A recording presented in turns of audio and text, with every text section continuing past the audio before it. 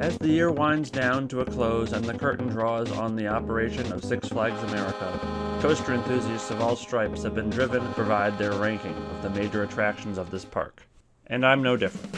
I also went to Six Flags America for the first and last time this year to ride everything before it closed. But unlike a lot of people, I had a pretty good experience with the park itself. Every major ride was open. I didn't encounter the remarkably common complaint of areas smelling like sewage or vomit. Operations were pretty slow, but the crowds were also light, so I only had to wait a couple cycles for all but a few rides. This park clearly had some issues, but I rode everything I wanted to multiple times, as well as some of the other rides. Here's my rankings of the coasters, supplemented where I don't have any coverage by some official POVs or non-copyright footage. Number 9. Firebird. This is probably the worst adult thrill coaster I have ever ridden. It smacked my head around multiple times and was generally just not enjoyable. It had good operations and 2 trains running, but not even a walk-on wait would get me to ride this a second time. Call me a hater, but stand-up to floorless conversions just aren't good. When you're standing, for a lot of these designs, you're properly positioned for the twists and directional changes. I didn't really have any issue riding Vortex at Carowinds or Georgia Scorcher at Six Flags Over Georgia, but those same turns that are just positives on your legs when you're standing instead really shake you around when you're sitting down. This is the only coaster at Six Flags America with hard, non-vest restraints that you can smack your head on, and I'm quite attached to my head. First B&M, worst B&M. Watch this get relocated again for some reason. Number 8. Great Chase. While not even the worst kiddie coaster I rode in the same week as my Six Flags visit, this only isn't at the bottom spot due to not actively making me regret riding it. 7.5. Capital Railways. Not a roller coaster, but enjoyable or unique other attractions deserve a rating too. But in this case, I'm including the train because this was just the worst train ride I've been on at a theme park. Better to be weird than to be boring, so it ranks above the kids' coaster, and I didn't bang my head, so it's easily above Firebird. What makes this train ride so bad? First, it had a diesel engine instead of the classic steam engine, so it loses the visual appeal. Second, it's just very slow, probably because every turn the wheels were squealing and squeaking, and the rails sounded very poorly maintained. But those are like boring reasons. It brought some extra special sauce of badness, too. This is the only train I've ever been on that stops at a railroad crossing. That's right, the train stopped and waited for people to clear out of the way because people were just walking across in front of the oncoming train. Now, I don't want to hit people or anything, but just wow. Additionally, the train was a low-light tour of nothing worth seeing in the park, featuring hits such as some sheds out in the woods, an empty picnic ground, and as a grand finale, the kids area that's no longer in operation with just abandoned ride vehicles and empty concrete pads. Exciting! 7. Roar. Until this year, I'd not ridden a bad GCI coaster. Unlike those other ones I'd ridden, unfortunately, Roar is not very smooth and doesn't give good airtime. If all you want out of a coaster is laterals, you might love this one. I did not. That's all I have to say. Completely unremarkable ride. 6. Wild One. Now this will be an unpopular opinion. Some people love Wild One. I do not. I really didn't get much airtime and the ride was also pretty rough. I gave it 2 rides and walked away disappointed. Now I have fairly high standards for a good wooden coaster, and being relatively smooth is a big one that neither of the coasters in this park hit. There's amazingly smooth coasters like good GCIs, but there's also just well-maintained coasters. My home park of Kings Island has some of both of these. And, Wild One's much older than any of Kings Island's rides. But, how about Kennywood? Their old woodies are still running great. And of course, every wood coaster has to be compared to Phoenix, which is glass smooth and has fantastic airtime. Wild One just really does not stack up to any of these. I'm surprised so many people rate it so highly. 5. Professor Screamore's Skywinder. That's right, the SLC is right in the middle. And frankly, I could probably be convinced to put it higher. 3, 4, and 5 on this list are all pretty close. To be perfectly clear, the vest saved this ride. The track isn't great, but without hitting your head, it's more than bearable enough to enjoy this ride. At least it was for me.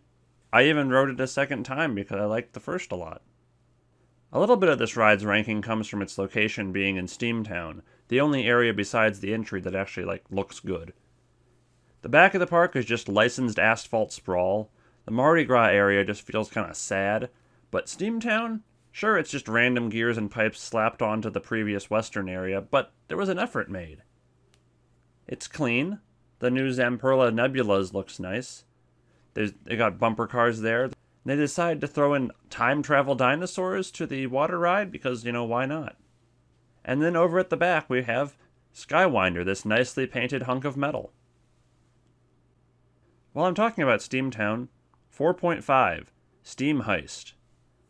Not a roller coaster, but enjoyable or unique other attractions deserve a rating too. Well, I already said that for the train. Steam Heist was a stunt show, and by stunts, they meant a lot of cheesy fights, which I am perfectly fine with as it was very entertaining anyway.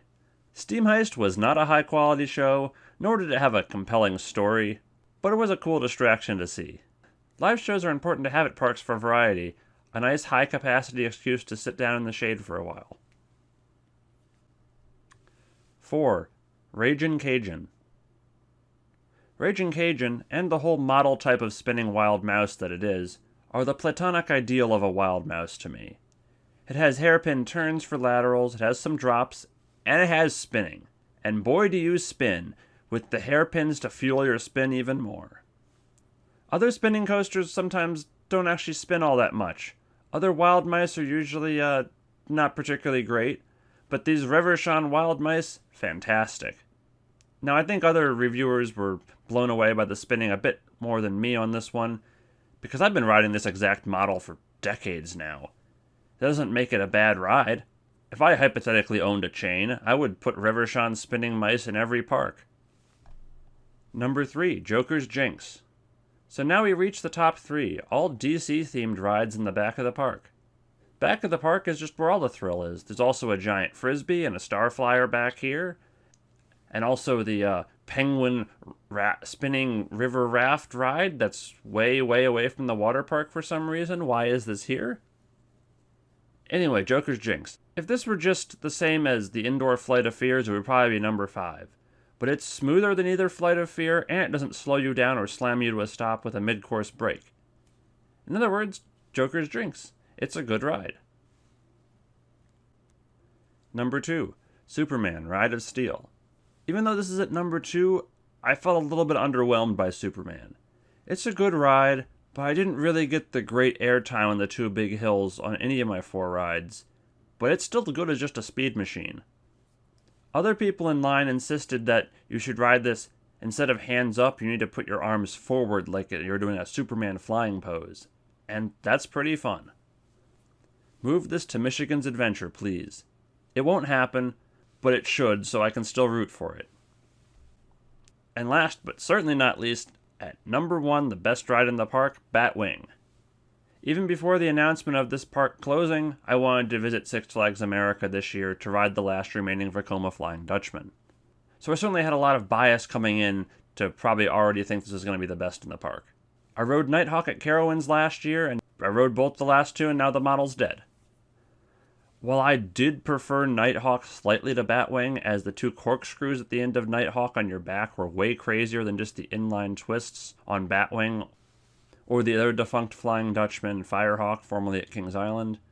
I do also have to admit that Nighthawk was pretty darn rough. Batwing was a lot smoother. And Batwing even had slightly better operations than Nighthawk. What I like about this model applied to all of them, though. Incredibly forceful dives that feel like you're just going to be ripped straight out of the train. The surreal loop-de-loop taken headfirst on your back, looking straight down at the top of the loop. That loop-de-loop especially is like nothing any other coaster has given me. Batwing was easily my number 1 at the park, and I'm sad not just to see it go, but sad for the many people traveling to the park at the end of the season that didn't get to ride it. The first of its 2 major problems this year that closed it down, the lift breaking, happened the second of the 2 days I was at the park shortly after I left for good. I'm sorry, I guess I took some of my luck in finding things open with me. Alright, couple minutes early. The line is closed behind me. I'm the last, actually, literal last person in line for Batwing today. Anyway, I hope you enjoyed this video. Roller coaster reviews aren't really the main focus of this channel, but I can't honestly say I have a single main focus at this point anyway. As winter comes and I can't ride any more rides, I have a couple other roller coaster videos to finish up as well, so if you want to see those, subscribe. And if you're already subscribed and watched all the way to the end for some reason, but are here for anime content or fighting games or other stuff, I guess yell at me in the comments to work on those videos instead, because I will get back to them eventually, but this coaster stuff's been a long time coming. And like this review that I'm barely getting out in time before the park closes for good, some of it might be a little bit more time sensitive to get out than a review of a show that's 7 years old that I watched. See ya.